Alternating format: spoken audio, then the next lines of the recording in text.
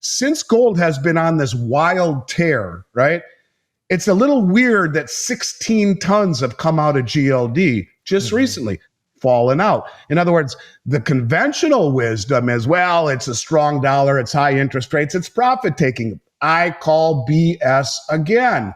It's the insiders redeeming their shares for the physical metal and pulling it out to have strategic control of it before whatever happens. So you put it all together, a tier one asset, the massive repatriation, net importers, $4 billion from JP Morgan, 12, all of these millions of ounces pouring in of gold into the New York COMEX market. All of this stuff happening, JP controlling GLD and SLV. Gold markets are experiencing a historic transformation, fueled by speculation of a potential U.S. gold revaluation, large-scale repatriation, and a fundamental shift in the global financial system. The convergence of these factors has sparked growing anticipation of a major gold boom, with analysts questioning whether the current paper-based monetary structure can withstand the pressure. Andy Schectman, president of Miles Franklin Precious Metals, recently shared insights with Kitco News, shedding light on these developments and their far-reaching implications. One of the most explosive theories gaining traction is that the U.S. government may consider revaluing gold to ease its soaring $36.4 trillion debt. By marking gold to market, Washington could significantly increase its valuation on the national balance sheet, potentially strengthening its fiscal position. This would require an official repricing of gold, a move that could send shockwaves through global markets, reshaping the dollar's role in international finance.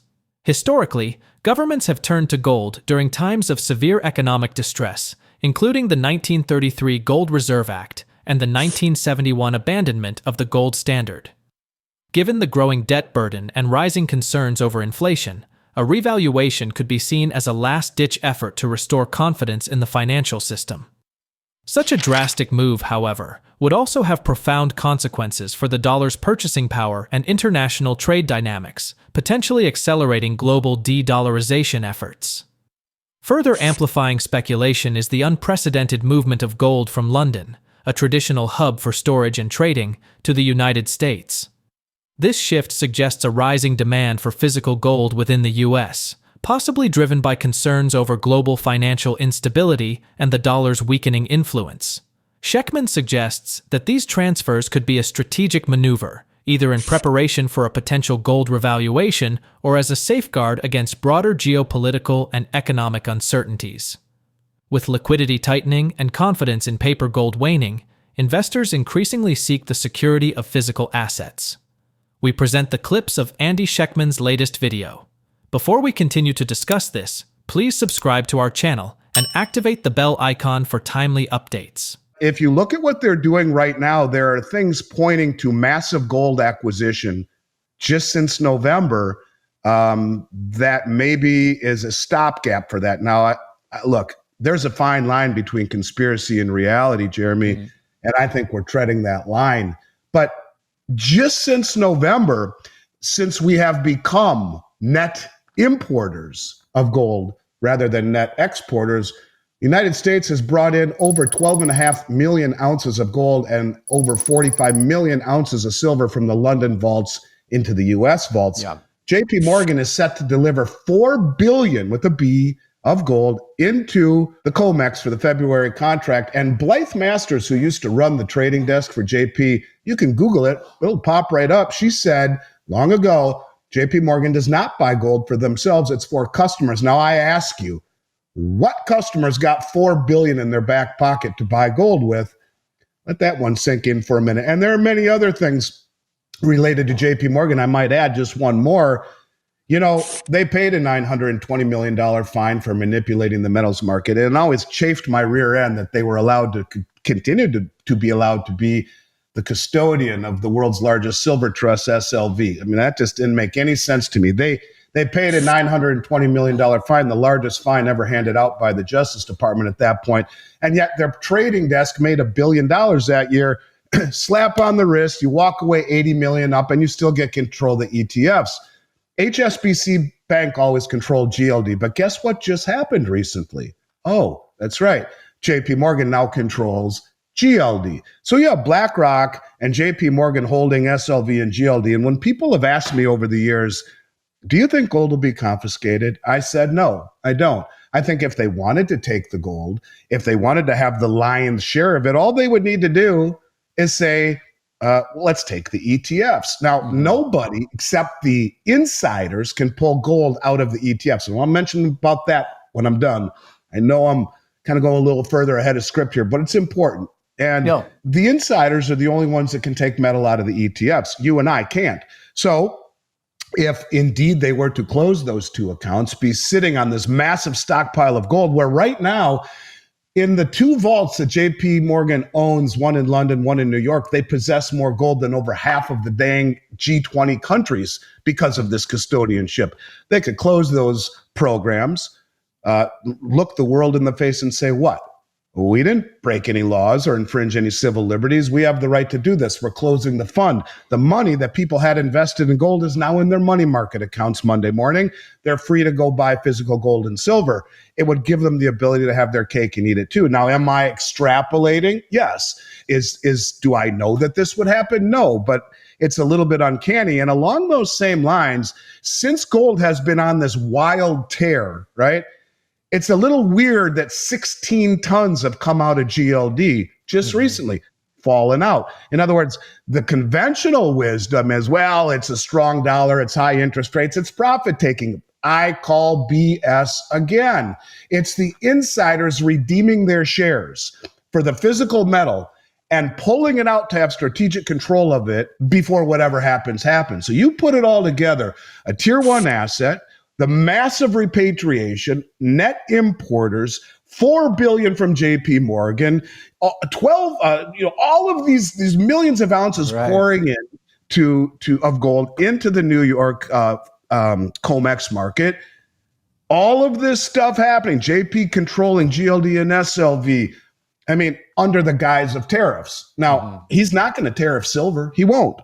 It's a structural deficit. It'll blow up our industry. Is he going to tariff gold? Or is he just saying that to get it all home quietly under the guise of potential tariffs, playing this spread between London and New York, profit? Or is it something much bigger? Is it what Scott Bessent is talking about, to monetize the balance sheet? Is it what Judy Shelton is talking about, to issue treasuries collared to gold? Well, if the gold isn't there, how do you get it? Oh, I know. Here it is. And so I would simply say everything inside of me is screaming. Yeah. This is a whole hell of a lot bigger than just Trump tariffs. The paper gold market, dominated by exchanges like COMEX, operates largely on futures contracts, where traders buy and sell gold they often don't physically possess. This market faces ongoing criticism for its heavy reliance on derivatives, with estimates suggesting that for every ounce of gold stored, there may be as many as 100 paper claims. Andy Schectman warns that this system remains fragile and could collapse if too many investors demand physical delivery at once.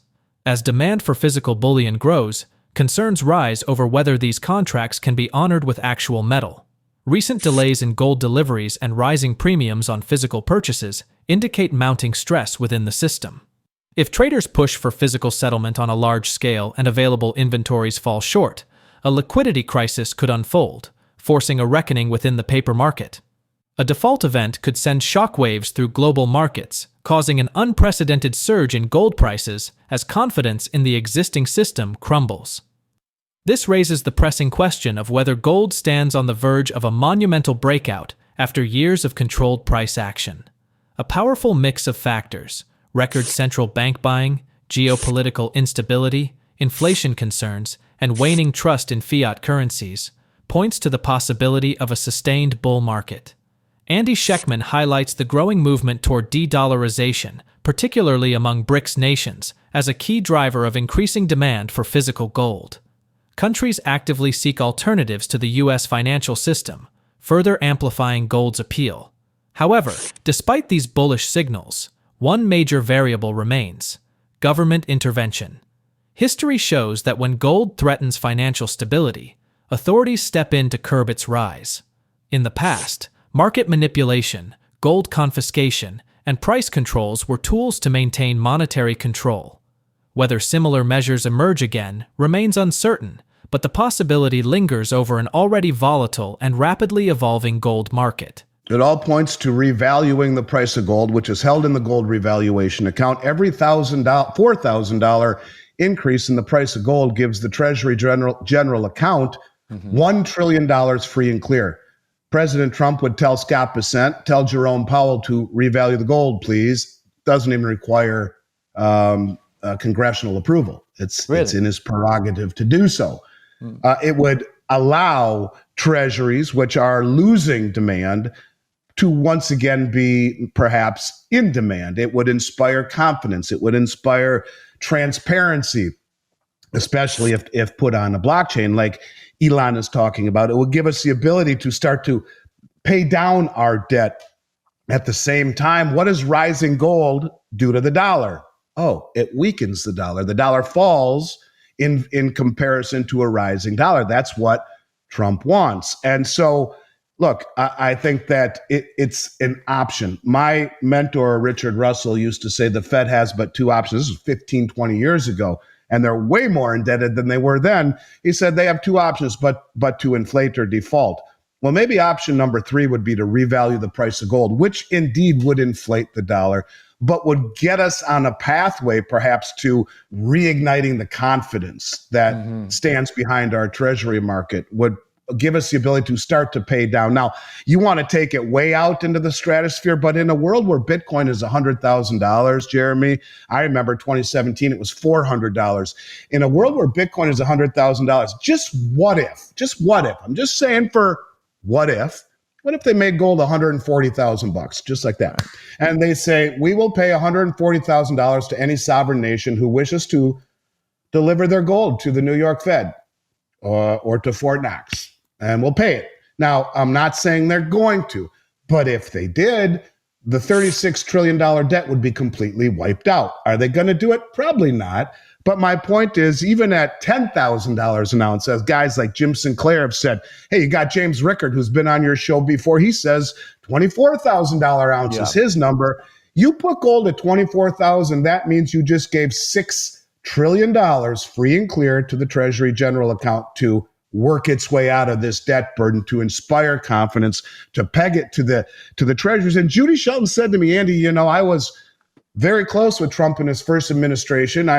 She was the Federal Reserve nominee for Trump. Wasn't confirmed, but she said that they discussed issuing these treasuries long and hard, and says it is her belief, and I believe she'll be on the Federal Reserve Board this time around, but it is her belief that he will issue treasuries backed by gold on July 4th, 2026, the 250th year anniversary. She told me that. She told me she believes Fort Knox will be audited, and she told me, not in so many words, but more or less agreed that gold will be revalued to a much higher level to do this. Now, if it really was going to be in 2026, you have to have all the pieces in place before you say, here's our new gold-backed treasury. These pieces, you look at all the dots, you look at all the facts, Jeremy, and I mean, in and of themselves, they're all pretty significant. Put them together, and it's like, man, could this be the picture that I'm seeing? Could it be? Maybe I'm stupid enough, or maybe I'm onto something to say it out loud. My feeling is that they are planning something much bigger for gold than we're all have been led on to believe, that it's just repatriating it to take advantage of the spread between London and New York, or to backfill in case for these naked contracts that need to have gold backing if there are those that stand for delivery. No, I think it's way deeper than that, Jeremy. I think there's something in store for gold, which is what? The only other tier 1 reserve asset in the world that all the central banks are buying hand over fist. It would benefit them all of the central banks. And maybe that's what the plan has been all along, not sure. But why else would the most powerful bank on the planet, the most powerful, the BIS, reclassify gold as the world's only other tier 1? I'll let your listeners think about that and decide for themselves. For me, there's a plan in motion that the insiders, the central banks, have known about for a long time. Yeah, we're just finding out as it progresses. And you could argue for the last several years that it's been China and the BRICS nations who have certainly gotten out to a massive head start And maybe that's why you're seeing such enormous amounts. I mean, Trump doesn't do anything small now, does he? And maybe that's why you're seeing such an enormous race since November. I mean, if they took a look and said, do you understand what Trump was talking about the BRICS and losing the world reserve status on his campaign trail and said this would be worse than any lost war? And he's right. And he saw what they were doing. And maybe that's why he brought in Scott Bessent, whose largest holding is gold. And maybe that's why since November, not since he took office, but since November, the insiders were alerted and start repatriating their gold. I mean, we have a long way to catch up. But I would argue that in my mind, look, the Chinese are the largest producers of gold in the world. Pretty dang close to the largest producers of silver also. It's arguable our first or second. They're net importers of both.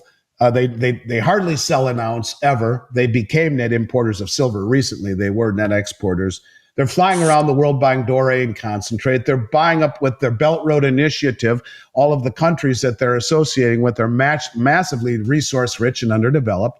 So they help them build roads and bridges and maritime channels and railroads and gold and silver mines and refineries for a piece of it.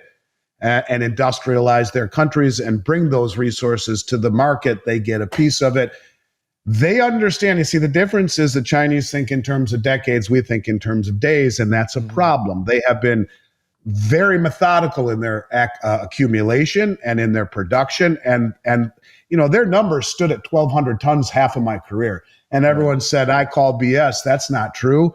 They never update their numbers. Everyone always said you can't believe the numbers that they say. They have way more. If you just take the 300 to 500 metric tons a year since 2000 that they've been mining, they have way more than we do. Alistair McLeod, one of the smartest dudes I've ever met, 2 years ago said they have 38,000 metric tons, 20 by the state and 18 by the people. Probably a whole hell of a lot more now. So China's way out in front, but it seems, if I'm seeing this correctly, that moves are being made, if you will, Jeremy, to narrow that gap by the United States. The mounting pressures in the gold market suggest that a major shift could be on the horizon as the disconnect between paper contracts and physical supply becomes increasingly untenable. If a short squeeze forces a sudden and dramatic price adjustment, it could expose deeper vulnerabilities within the financial system, potentially triggering a broader crisis of confidence in derivative-based trading mechanisms. Such a shift would likely accelerate the ongoing trend of investors and institutions moving away from paper gold and toward physical bullion as a safer and more reliable store of value.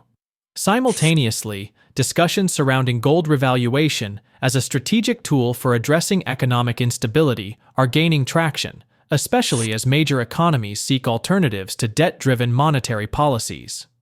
With central banks aggressively increasing their gold reserves and geopolitical tensions driving a push for de-dollarization, the metal could be on the verge of reclaiming a more prominent role in global finance. If these trends persist, gold may no longer be viewed solely as a hedge against inflation or economic uncertainty, but as a foundational asset in restructuring the international financial system. Share your thoughts on Andy's analysis in the comment section below.